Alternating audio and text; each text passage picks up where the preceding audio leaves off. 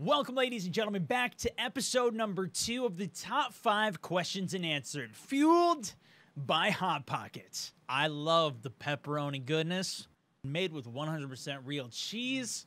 It's my go-to snack. Hot Pockets is running a huge sweepstakes through the rest of the year where you can win free Hot Pockets as well as game packs worth $250. You can enter once per day, and they're choosing winners every single month.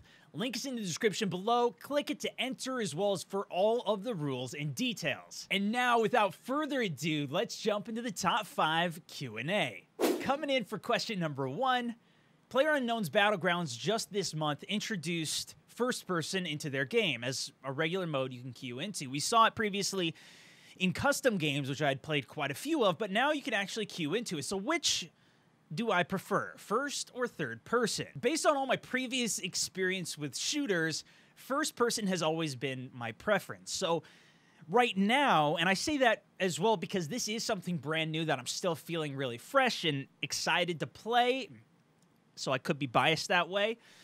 First person has been my preference. One of the most annoying things in the game, and I have had plenty of deaths with this, is third person advantage. If you've never seen this before, when you're behind a wall and you can look in third person, you can completely decide what moves you want to make and get complete information from behind 100% safety. This gives you an incredible advantage and takes a lot of the risk out of the game that first person brings in. That also takes out a lot of the flanking possibilities. It's much easier to flank in first person because if that person is pinned down behind a tree, they cannot look past that tree or look over that wall without exposing themselves, leaning around the corner, trying to get a visual on what's there, or working with a teammate. In particular, they have duos right now, and sending the teammate around on a different angle to get you the rest of the intel that you might not be able to see being completely pinned down. They still have quite a bit of issues with it. It's just not fully optimized. They don't have squads. But moreover, you guys may have noticed if you played it or even seen it, a lot of the proportions are just way off in first person to where the US looks giant and certain doorways and certain buildings, crates that you stand next to, you just look extremely small. It looks like you're a super short person in a giant world, especially against some of the fences. Question number 2, this was the first time I ever got asked this question. If I could be a professional gamer in the sense of competitive gameplay, what game would I choose and would I do it? Personally, I would not want to be a professional competitive gamer. It seems like it is way too stressful. Now, am I down to try it? Absolutely. Having to always be at the very top level of performance is, in my opinion, incredible, and I have tremendous respect for the esports players who can do it. The same thing with sports, whatever. That is an incredible feat that personally I don't think I can get that focused on one game to the point where I just play enough of it to be absolutely the best. Now, I play a lot of games, but I like to bounce around between the games that I play. If I had to choose which game it would be, I think you guys can guess right now, it would be Battlegrounds. I get competitive with it, and it's just with I freak out winning games, and they're just with absolute random people. If it was a competitive environment, now that would be incredible. Number 3, will Star Wars Battlefront 2 be pay to win? This is an interesting one. If you're not familiar with how Battlefront 2 system is going to work, you're going to use star cards for all of your abilities, whether it's your shield or separate secondary weapon or anything like that. You get it through star cards. And you're going to earn star cards through opening crates, similar to how Overwatch, even Battlefield is set up now. You open up crates and you get cosmetic skins. Well, in this one, when you open up crates, you are unlocking abilities. So theoretically, if somebody opens more crates than you, they're going to have more abilities unlocked than you. In addition, if they've unlocked a higher tier, that being an epic or even a legendary tier ability, that has more benefit than a standard common one, being faster cooldowns or increasing distance of abilities or explosive radius, etc. For those of you who don't know, I've been a part of the Game Changers program and been sponsored by EA and Star Wars Battlefront in the past and helped to give them feedback to try and move the game in a more positive direction. But still, I try and be as unbiased on these things as possible. In my opinion, it's too early to really tell how this is going to be because we don't know what the significance of those time differences are. Is it 1 second between the cards' cooldowns, or is it 10 seconds to the point where you can throw out twice as many grenades? What I do think, though, is that everybody will have the same opportunity to unlock the cards, but what will be risky is when people start buying all of the packs and spending hundreds of dollars, and now they have a leg up on everybody else. The good thing is it's really only going to be at the beginning of the game when it first comes out. The people who do spend the money to unlock all the cards and will have a head start on everything, they're going to have higher tier cards, which is going to be a problem for the newer players who don't have any of the things unlocked yet. But as time progresses and everybody unlocks more and more items, there will be an opportunity for everybody to be on a level playing field. It's also good that they're implementing a system so you can craft the cards that you want. So as you're progressing, if you want to specifically specialize in Darth Maul and get those highest level upgrades, you can craft towards those with the packs that you're opening as you progress. I am personally concerned about this system, though, because we've seen things like with Call of Duty, for example, where certain items are locked in that crate and you have to open so many of them to unlock it, and they are technically better than everything else. The thing is, this still can change. It's just the early system in terms of what they've announced and what's going to be out there of this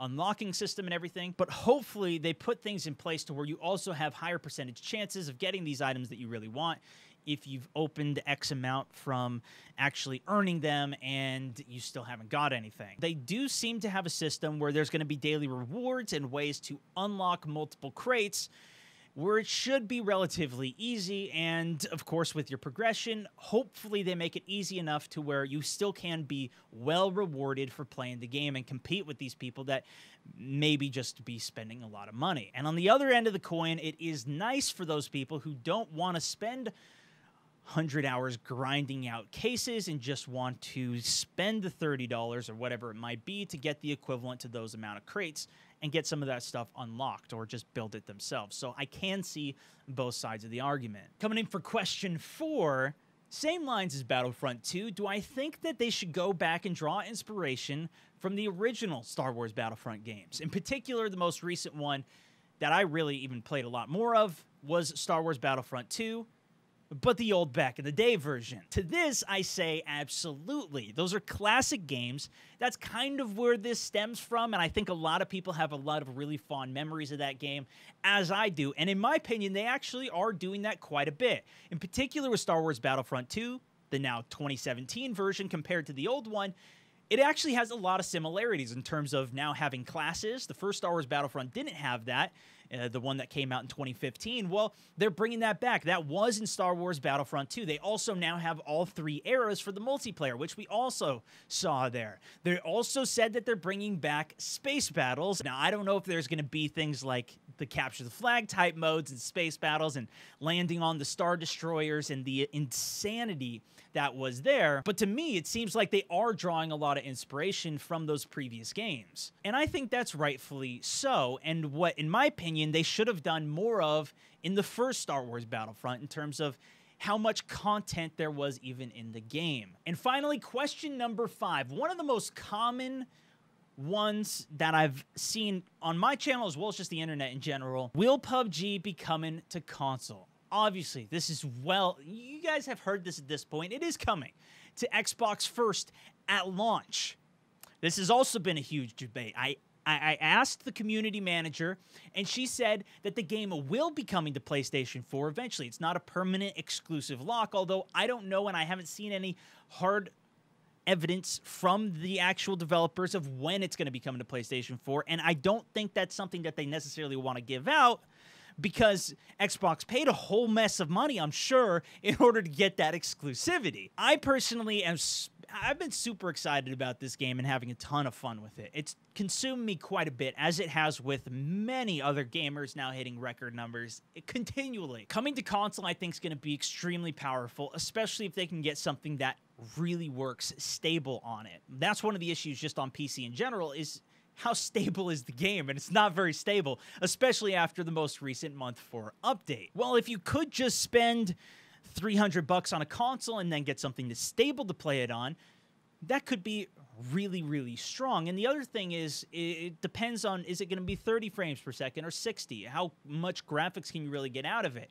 Overall, the play style to it, you don't really need that strong of graphics, in my opinion. I play and have played on very low settings, and I enjoy it just as much. In fact, you used to have, especially, a little bit of advantage because you could see through the grass a little bit better with all the settings on low and spot those enemies clearly. Overall, really, it's not the beauty of the game that comes into it. While it is a beautiful game, it's the actual gameplay mechanics.